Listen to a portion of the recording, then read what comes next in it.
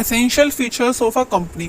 आज हम इसके फीचर्स और कैरेक्टरिस्टिक कवर अप करेंगे कंपनी के। एक कंपनी एक्ट में क्या क्या एक कंपनी के फीचर्स और कैरेक्टरिस्टिक होते हैं। जो फीचर्स होते हैं वही उसके कैरेक्टरिस्टिक्स होते हैं और जो कैरेक्टरिस्टिक होते हैं वही उसके फीचर होते हैं। अगर क्वेश्चन में आता है what do you understand by the features of company या फिर what is the characteristics of the company, तो आप दोनों में सेम चीज लिख सकते हैं। तो मैंने आज इसके 8 फीचर्स लिखे हैं जो कि मोस्टली इंपॉर्टेंट है और अगर आपने ये कर लिया तो आपका मोस्टली हो गया। तो पहला फीचर इसका ये है कि इनकॉर्पोरेट एसोसिएशन, दूसरा है आर्टिफिशियल लीगल पर्सन, तीसरा है सेपरेट लीगल एंटाइटी, चौथा है प्रीपेचुअल, पांचवा है लिमिटेड लायबिलिटी, छठा है ट्रांसफरेबिलिटी ऑफ शेयर, सातवां है सेपरेट प्रॉपर्टी और आठवां है कॉमन सील। अब हम सबको एक एक करके पढ़ेंगे तो आपको इजीली समझ आ जाएगा, बहुत ईजी है।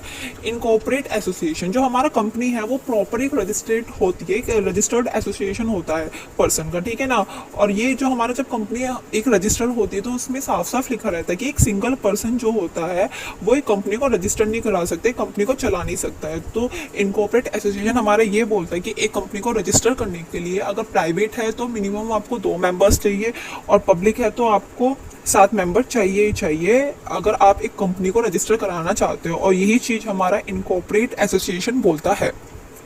दूसरा आता है आर्टिफिशियल लीगल पर्सन। जैसे कि हमें पता है जो एक कंपनी है वो एक इंसान के द्वारा बनाई जाती है, वो बाय बर्थ नहीं होती, वो जन्म नहीं लेती, वो एक इंसानों से बनाता है। तो वो चीज ही ये हाँ बोलता है कि another feature of company law is that it is an artificial person created by law. ये जो होती है कंपनी वो एक आर्टिफिशियल पर्सन होता है जो लॉज के द्वारा बनाई जाती है। It is called an artificial person because it's birth is not a natural birth, क्योंकि जो इसका जन्म होता है वो नेचुरल तरीके से नहीं होता है, इंसानों के द्वारा होता है इसका, ठीक है ना।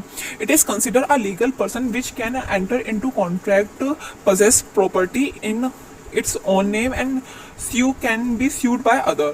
मतलब ये जो कंपनी होता है इसको एक नेचुरल पर्सन की तरह ट्रीट किया जाता है, जो जिसके पास खुद की गुडविल होता है, खुद पे इतना राइट होता है कि कॉन्ट्रैक्ट कर सके, या फिर खुद पे इतना राइट होता है कि एक प्रॉपर्टी को पोजेस कर सके। मतलब होता तो ये नेचुरल पर्सन की तरह इसके काफ़ी हद तक काम होते हैं, राइट्स और ड्यूटीज़ को सब मिलती है, बट इसको नेचुरल पर्सन नहीं कहा जाता, इसे आर्टिफिशियल पर्सन कहा जाता है। Separate legal entity. A company is a distinct person processing its own identifier. It is altogether a separate legal entity independent from its member through controlled by board of director. जो एक company होता है उसका खुद का legal entity होता है जो कि उसके बोर्ड ऑफ डायरेक्टर्स जो होते हैं उसे कंट्रोल करते हैं। तो इसका खुद का एक सेपरेट लीगल एंटाइटी होता है कंपनी का। प्रीपेचुअल का मतलब ये है कि जो कंपनी है उसके अंदर बहुत सारे लोग काम करते हैं, मेंबर्स वगैरह होते हैं, उनके आने या जाने से लाइक कुछ मेंबर्स है वो चले गए या फिर किसी मेंबर की डेथ हो गई, इस चीज़ से कंपनी पे कोई फर्क नहीं पड़ेगा, ठीक है ना। तो प्रीपेचुअल यही बोलता है दे इट्स मेंबर में come and go but the company can go on for ever and remains the same entity the death of insolvency of the member. अगर कोई बंदा मर जाता है या फिर किसी के साथ कुछ हो जाता है तो उस चीज़ से कंपनी पे कुछ फर्क नहीं पड़ेगा। यही चीज़ ये प्रीपेचुअल बोलना चाहता है, किसी के आने या जाने से कंपनी पे फर्क नहीं पड़ेगा, ठीक है ना। लिमिटेड लायबिलिटी, देखो एक कंपनी है इसके पास कुछ limited liability. Any person can participate in the share capital of an incorporate company and limited his liability to extend of his participation. For example किसी बंदे ने कुछ शेयर्स वगैरह खरीदे, जितने उसने शेयर खरीदे उसके हिसाब से उसकी लायबिलिटी लिमिट कर दी जाती है, लिमिटेड कर दी जाती है। जितने उस पर शेयर है उतनी ही उस पर राइट्स और लिमिटेशंस है, ठीक है ना।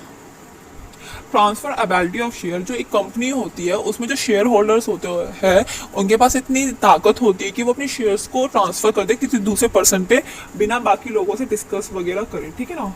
जो एओए होता है वो ये कहता है कि एक कंपनी में जो पर्सन्स है जिनके पास शेयर्स है, शेयर होल्डर्स है, उनके पास ये ताकत है कि वो अपने शेयर ट्रांसफर कर सके, बट उनकी कुछ ना कुछ रिस्ट्रिक्शंस वगैरह लगाई जाती है according to situation and conditions, ठीक है ना। तो बस यही बताता है ट्रांसफरेबिलिटी ऑफ शेयर। फिर आता है separate property. As you know हमने अभी भी पढ़ा था कि जो एक कंपनी होता है वो एक आर्टिफिशियल पर्सन होता है और इसके पास सेपरेट लीगल एंटाइटी होता है। सिमिलर इसके पास इतना पावर होता है कि वो खुद की एक सेपरेट प्रॉपर्टी ओन कर सके।